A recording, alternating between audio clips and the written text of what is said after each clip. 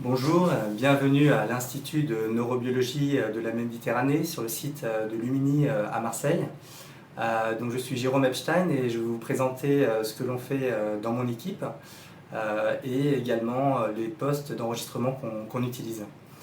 Donc je suis responsable de l'équipe codage neuronal de l'espace et mémoire. Et dans cette équipe, on s'intéresse à la façon dont les animaux et les êtres humains arrivent à s'orienter dans leur environnement.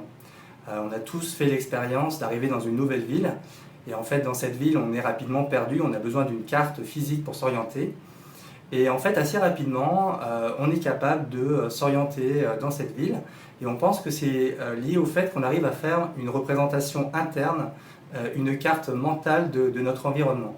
Et les animaux aussi sont capables de se repérer comme ça, de naviguer dans leur environnement pour rejoindre des sources de nourriture ou au contraire éviter des dangers. Alors nous on s'intéresse notamment aux rongeurs et en fait on regarde comment ces rongeurs arrivent à se repérer dans des labyrinthes.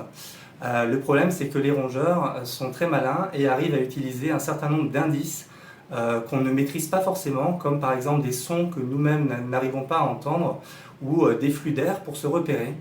Et c'est pourquoi récemment en fait on a développé une nouvelle approche qui consiste à avoir des rongeurs qui naviguent non plus dans des environnements réels, mais dans des environnements virtuels.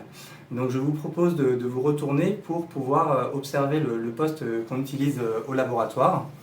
Donc vous voyez, ce poste est composé de 6 écrans et au centre de ces écrans, il y a une roue sur laquelle l'animal va pouvoir courir, donc la souris va courir sur la roue et en fait les mouvements de la roue vont être détectés et vont permettre en fait d'actualiser la position de la souris dans l'environnement virtuel.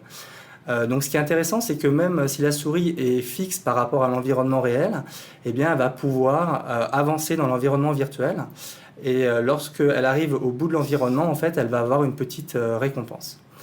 Donc dans cet environnement, en fait, il y a un certain nombre d'objets qui permettent à l'animal de se repérer. Et si vous voulez en savoir plus, je vous propose de cliquer sur les boutons rouges que vous allez trouver un petit peu partout dans la pièce d'expérimentation.